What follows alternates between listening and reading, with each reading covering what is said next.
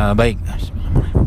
Jadi begini teman-teman sekalian, berkaitan dengan virus ini ya. Jadi memang sekarang ada beberapa laporan lah ya, bahwa ada orang yang datang dengan keluhan pencernaan, keluhan mah seperti itu, nyeri, dispepsia seperti itu.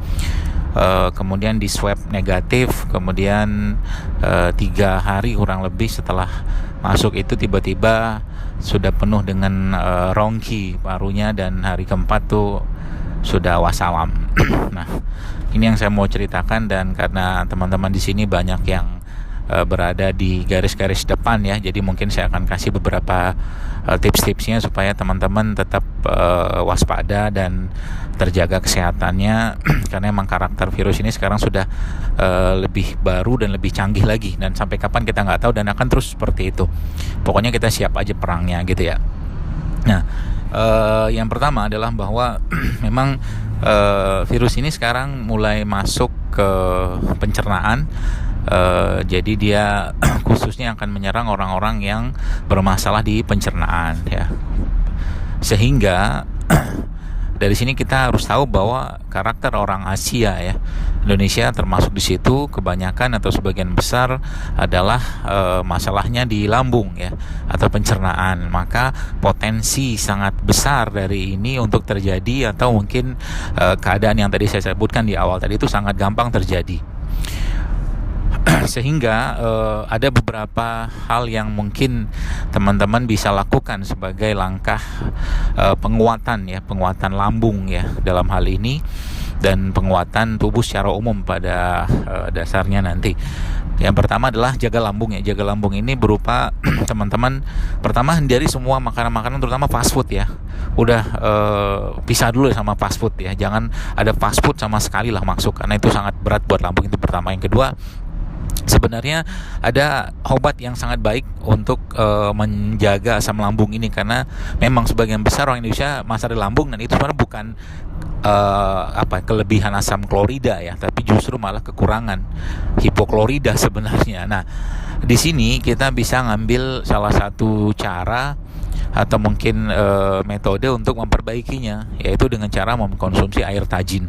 Air tajin ini salah satu air yang sangat baik untuk memperbaiki asam lambung. Tapi kalau teman-teman agak repot, ada satu produk nanti mungkin saya share, tapi nggak sekarang, yang sudah jadian ya, itu isinya air tajin.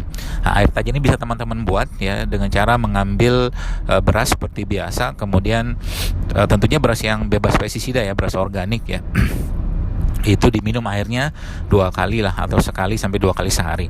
Kalau seandainya nggak mendapatkan air tajin atau beras, teman-teman bisa mengkonsumsi air tajinnya ubi ya, atau mungkin air tajin ubi singkong ya. Ubi singkong ya, ubi kayu kalau di tempat saya. Nah, itu bisa teman-teman minum juga airnya. Dan ingat, kenapa air tajin atau ubi ini bisa dipakai? Karena kita butuh amilumnya ya. Kita butuh amilumnya untuk menenangkan lah ya, menyeimbangkan lambung supaya tidak bermasalah. Jadi teman-teman yang di sini ada masalah lambung, hati-hati banget, karena sekarang kecenderungan dari virus ini memang mengarah ke sana gitu. Jadi hati-hati banget kalau ada masalah lambung, nyeri segala macam, segera obati. Dan yang paling utama lagi adalah jangan biarkan lambung kosong ya, khususnya yang bermasalah, karena itu satu cara yang sangat mudah untuk makhluk ini masuk gitu.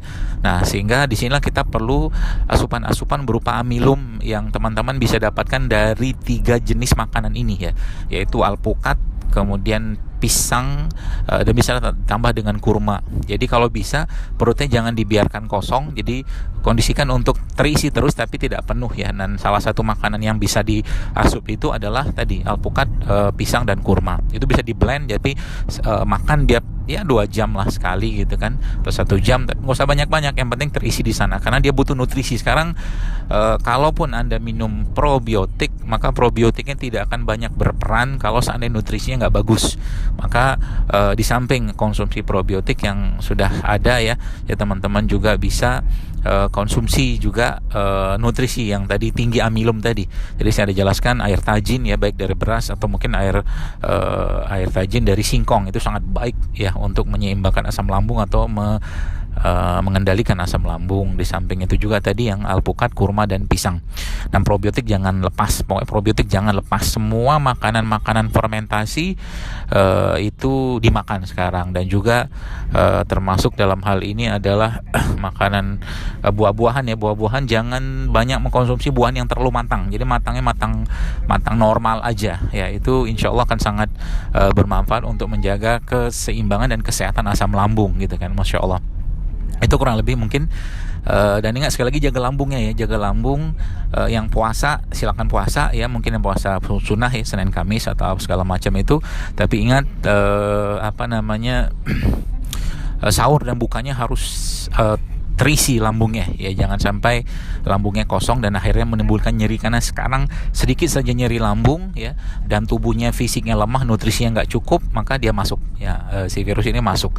Nah itu yang sekarang tren terjadi. Maka tadi ya mungkin saya jelaskan, pulse oximetry itu juga sangat penting sekarang, karena di swab pun sekarang kecenderungannya negatif gitu kan. Jadi teman-teman, dua hal penting tadi yaitu nutrisi dan probiotik itu atau simbiotik lah, itu sangat penting. Dan nutrisi yang terbaik saat ini adalah yang tinggi amilum ya, terutama yang berasal dari sayuran atau tumbuh-tumbuhan.